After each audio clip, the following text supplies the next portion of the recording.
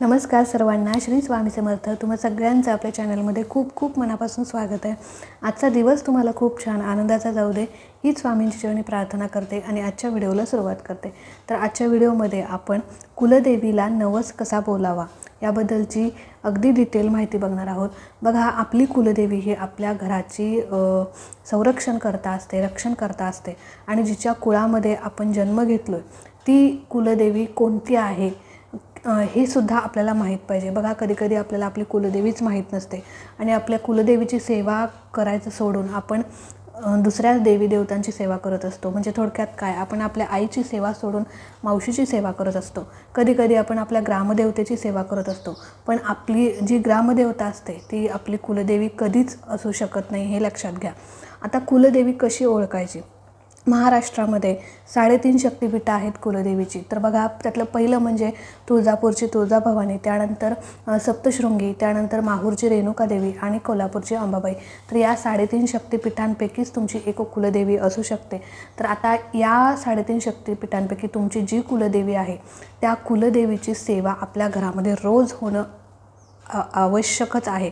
भले बघा, आपण ज्यावेळी गुरूंची सेवा करत असतो, आपण रोज स्वामींची सेवा करत असतो, पण ज्यावेळी कितीही सेवा केली, कितीही पारायणं केली तरी आपल्या इच्छा आकांक्षा पूर्ण होत नसतात. त्याचं मूळ कारण म्हणजे आपल्या गुरूंच्या सोबत आपल्या कुलदेवीची सुद्धा सेवा आपल्या घरामध्ये होणं खूप गरजेचं आहे.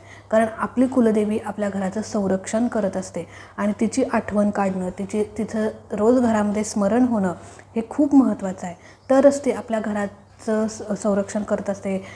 घरावर एखादं संकट आलं तर त्या संकटातून आपल्याला मुक्त करत असते आणि हे सगळं काम आपल्या कुलदेवीचं असतं. बघा, विवाहाची जी समस्या असते ते विवाह जो आहे तो कुलदेवीच्या अधिकारामध्ये येतो, लक्षात घ्या. विवाह असेल, संतती असेल, हे सगळं कुलदेवीच्या अधिकारामध्ये येत असतं.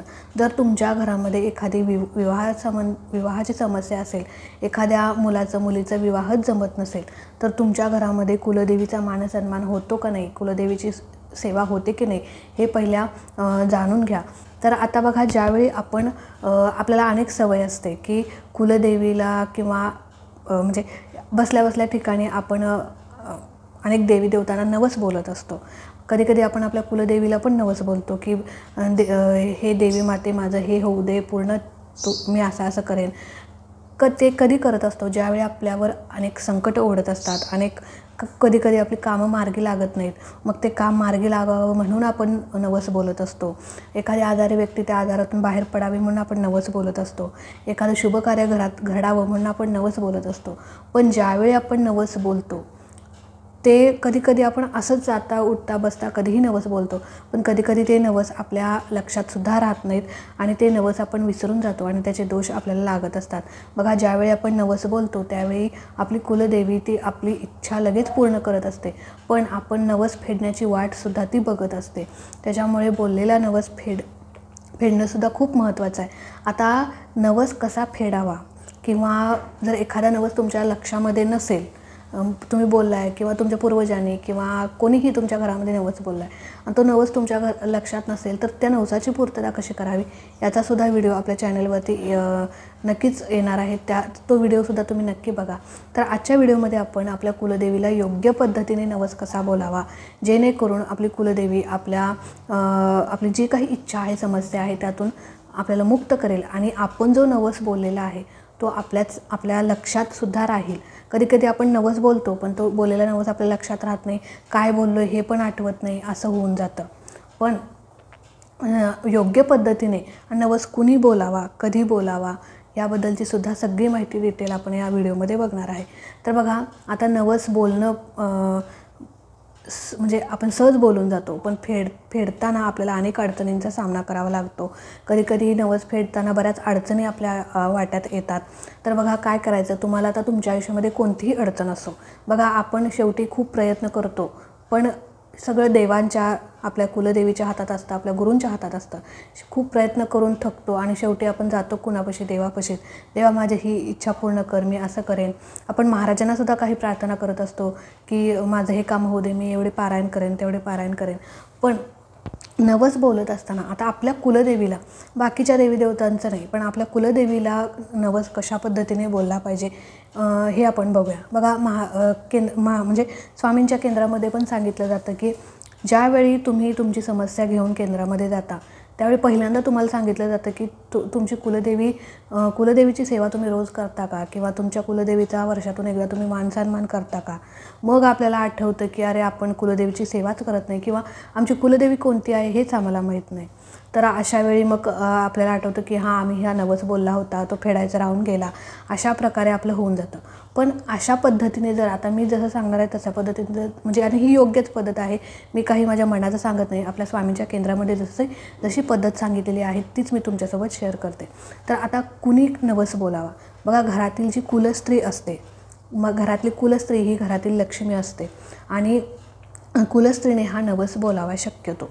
म्हणजे आता कुणासाठीही आपण नवस बोलू शकतो. तुमच्या मुलासाठी, मुलाचं लग्न होऊ दे म्हणून, मुलीला जॉब मिळू दे. आता तुमची जी पण इच्छा आहे, आता प्रत्येक समस्या मी सांगत बसत नाही, तुमची जीही इच्छा आहे ती इच्छा मार्गी लागावी, बोललेला नवस आपल्या लक्षात राहावा, त्या नवसाची सुद्धा आपल्या हातून रोज पूजा घडावी, अशा प्रकारे आपल्याला नवस बोलायचा आहे. तर आणि बघा आता काय करायचं, तुमच्या कुलदेवीचा जो वार आहे, आता मंगळवार आणि शुक्रवार या दोन्हीपैकी एक वार असतो. तर मंगळवारी किंवा शुक्रवारी म्हणजे कुलदेवीच्या वारा दिवशी तुम्हाला हा नवस बोलायचा आहे. तर आता काय करायचं, पण हा नवस बोलत असताना 11च्या आत, सकाळी 11च्या आत तुम्हाला हा नवस बोलायचा आहे, किंवा म्हणजे जी काही सेवा आहे ती आपल्याला करायची. तर आता सगळ्यात पहिले देवपूजा वगैरे करायची. सगळ्यात पहिले तुम्ही शुद्ध असणं महत्त्वाचं आहे. तुमच्याकडून ब्रह्मचर्याचं विलंघन झालेलं नसावं. म्हणजे जर विलंघन झाले असेल तर तुम्ही डोक्यावरून वगैरे आंघोळ करायची आहे, शुद्ध व्हायचं आहे, पवित्र व्हायचं आहे, आणि त्यानंतरच तुम्हाला असा नवस बोलायचा आहे. तर आता देवपूजा वगैरे करायची, घरातली म्हणजे नेहमीची आपण देवपूजा करतो तशी करायची. कुलदेवीचं स्मरण करायचं, कुलदेवीला प्रार्थना करायची आणि देवघरापुढे बसायचं. देवघरापुढे बसल्यानंतर तुम्हाला एक शुभ्र वस्त्र घ्यायचं आहे. शुभ्र वस्त्र किंवा एखादा नवीन कोरा रुमाल जो की वापरलेला नसावा, रुमालसुद्धा तुम्ही शुभ्र पांढरा रुमाल घेऊ शकता. त्यामध्ये तुम्हाला ₹1.25 ठेवायचा आहे. ₹1.25, 2 हळद आणि कुंकूची एक पुडी आणि अक्षदाची एक पुडी. अक्षदा म्हणजे काय, अख्खे तांदूळ हवेत आणि त्याला हळद कुंकू लावलेलं म्हणजे अक्षदा तयार करायच्या आणि त्याची एक पुडी बांधायची आणि हे सगळं त्या रुमालामध्ये तुम्हाला बांधायचं आहे. बघा परत एकदा सांगते, एक पाट घ्यायचा, त्या पाटावरती शुभ्र वस्त्र अंतरायचं, त्याच्यामध्ये तुम्हाला ₹1.25 ठेवायचा आहे. त्याचबरोबर हळद आणि कुंकू ह्याची हळदीची एक पुडी, कुंकवाची एक पुडी, अशा प्रकारे तुम्हाला ठेवायचं आहे. त्याचबरोबर अक्षदा करायच्या आहेत. पांढरे तांदूळ घ्यायचे नाहीत, त्या तांदळाला हळद आणि कुंकू लावायचं, त्याच्या अक्षदा तयार करायच्या आणि त्याची एक पुडी बांधायची आणि ती पुडीसुद्धा तुम्हाला त्यामध्ये ठेवायची आणि त्या सगळ्याचं तुम्हाला एक गाठ बांधायची, एक पोटली तयार करायची आणि त्यानंतर तुम्हाला ती पोटली जी आहे किंवा त्या रुमालाचं जे गाठोडं आहे ते तुम्हाला हातात धरायचं आहे आणि तुमच्या कुलदेवीला प्रार्थना करायची आहे, मनापासून प्रार्थना करायची आहे की तुझ्याबद्दल आम्हाला काहीच मार्गदर्शन नव्हतं, त्याच्यामुळे आमच्या हातून तुझी सेवा घडली नाही किंवा जे काही म्हणजे तुझा मानसन्मान आहे तो आमच्या हातून घडला नाही, पण इथून पुढे तुझी सेवा आमच्याकडून करून घे, आमची जी काही कार्य थांबलेली आहेत ती मार्गी लाव आणि त्यानंतर म्हणजे मार्गी लागू देत, मार्गी लाव आणि तुझा जो काही मान सन्मान आहे तो आम्ही नक्कीच तुझ्या मूळ स्थानावर येऊन करू, अशा प्रकारे तुम्हाला नवस बोलायचं आहे.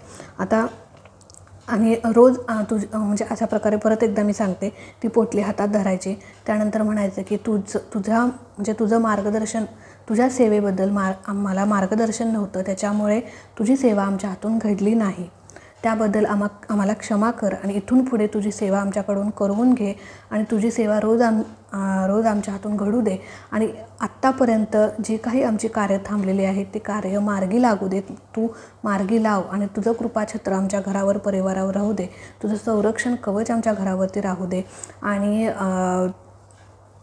तुझा जो काही मानसन्मान आहे तो आम्ही तुझ्या मूळ स्थानावर येऊन करू, असं तुम्हाला नवस बोलायचं आहे. नवस बोलत असताना तुम्हाला ते रुमाल आहे बांधलेला तो हातातच असावा आणि त्यानंतर तुम्हाला तुमचा कुलदेवीचा जो काही मंत्र आहे 11 वेळेस 108 वेळेस म्हणू शकता, जेवढे तुम्हाला शक्य होईल तेवढे. तर तुमची महालक्ष्मी देवी असेल तर ओम महालक्ष्मी नमः, ओम महालक्ष्मी नमः. तर नवस बोलण्याआधीसुद्धा तुम्ही नामस्मरण करू शकता, बोलल्यानंतर करू शकता. तर देवीचा जप तुम्हाला करायचा आहे 11 वेळा, 21 वेळा, 108 वेळा आणि अशा प्रकारे तुम्हाला हा नवस बोलायचा आहे. आता नवस बोलून झाल्यानंतर ते गाठोड जे आहे किंवा तो रुमाल जो आहे तो तुम्हाला एखाद्या स्टीलच्या डब्यात किंवा पितळेच्या डब्यामध्ये ठेवायचा आहे. पण बघा लक्षात घ्या, गाठोडं बांधल्यानंतरसुद्धा त्याची आपल्याला हळद कुंकू अक्षता वाहून पूजा करायची आहे. गाठोडं ज्यावेळी आपण बांधतो ₹1.25 हळद कुंकू आणि अक्षतांची पुडी हे जर गाठोडं बांधतो त्यावेळी त्याची हळद कुंकू, धूप, दीप, अगरबत्ती ओवाळून त्याची पूजा करायची आणि मगच ते आपल्या हातात घ्यायचं. तर अशा प्रकारे तुम्हाला हा नवस बोलायचा आहे. नवस बोलून झाल्यानंतर इच्छित कार्य तुमचं पूर्ण झाल्यानंतर आता आज नवस बोलला आहे तर तुम्हाला ते गाठोड जे आहे ते तुम्हाला एका स्टीलच्या डब्यामध्ये किंवा पितळेच्या डब्यामध्ये तुम्हाला ठेवायचं आहे. आता त्या गाठोड्याला सारखा हात लागणार नाही किंवा ते सारखं कुठे खाली पडणार नाही याची काळजी घ्यायची. जिथे सतत हात लावला जाणार नाही किंवा आपल्या हातून तो हलला जाणार नाही किंवा त्याला स्पर्श होता कामा नये अशा प्रकारे तुम्हाला एका ठिकाणी ते ठेवायचं आहे. रोज त्याची पूजा करू शकला हळद कुंकू तर अतिशय उत्तम, नसेल तर आहे तसं तुम्ही ठेवू शकता. तुम्हाला पण ते जिथे ठेवलं आहे तुमच्या लक्षात पाहिजे. तर आता ज्यावेळी आपलं इच्छित कार्य पूर्ण होईल, तुमची जी काही समस्या आहे ते पूर्ण झाल्यानंतर ते गाठोडे जे आहे, आता तुम्ही मान सन्मान करण्यासाठी तुम्ही जाणारच ह्याला तुमच्या कुलदेवीच्या मूळ स्थानावर, तर तिथे ते गाठोडं किंवा तो रुमाल जो आहे आपण बांधलेला तो तिथे घेऊन जायचा आणि तिथेच तो मूळ स्थानावर ते सोडून यायचा आहे. पण तो नवस बोललेला आहे किंवा तो जो भाग आपण बांधलेला आहे तो व्यवस्थित बांधायचा आहे. त्याची गाठ सुटता कामा नये अशा प्रकारेच तुम्हाला तो बांधायचा आहे. तर अशा प्रकारे आपल्याला हा नवस योग्य प्रकारे बोलायचा आहे आणि हीच आहे योग्य पद्धत नवस बोलण्याची किंवा भाक बांधणी. आधीच्या काळामध्ये आधीच्या बायका भाक बांधणी याला म्हणत असत, पण आता आपण नवस बोलतो कधी किंवा आधीचे शब्द जे आहेत ते आता सध्या वापरत नाहीत काही लोक, पण भाक बांधणी असा याला मूळ शब्द आहे, म्हणजेच नवस बोलणे. तर अशा प्रकारे योग्य पद्धत आहे ही नवस बोलण्याची. तर आजचा व्हिडिओ इथेच एंड करते. आवडला असेल तर नक्कीच लाईक करा, शेअर करा. सेवांसोबतच बघा ह्या काही सेवा आपण करत असतो त्यासोबत ह्या अशा आध्यात्मिक गोष्टीसुद्धा आपल्याला माहीत असणं खूप गरजेचं आहे. म्हणूनच हा आजचा व्हिडिओ मला करावासा वाटला. तर आजच्या काळात हे सगळं मागे पडत चाललेलं आहे. आधीच्या बायका ह्या सगळ्या असं व्यवस्थित करायच्या, तर आणि आत्ता म्हणजे ही कुठंतरी हरवत चाललेलं आहे किंवा ह्या गोष्टी ज्या आहेत त्या आपल्याला माहीत पण आहे. तर भाग बांधणी काही लोकांना शब्द पण माहीत नसेल. तर अशा प्रकारे तुम्हाला नवस बोलायचं आहे. तर आजचा व्हिडिओ इथेच एंड करते. आवडला असेल तर नक्कीच लाईक करा, शेअर करा. चॅनलवरती नवीन असाल तर चॅनलला सबस्क्राईब नक्की करा. भेटूया अशाच एका नवीन व्हिडिओसोबत, नवीन सेवेसोबत. तोपर्यंत खुश राहा, आनंदी राहा आणि सगळ्यात महत्त्वाचं स्वामींची सेवा करत राहा. श्री स्वामी समर्थ.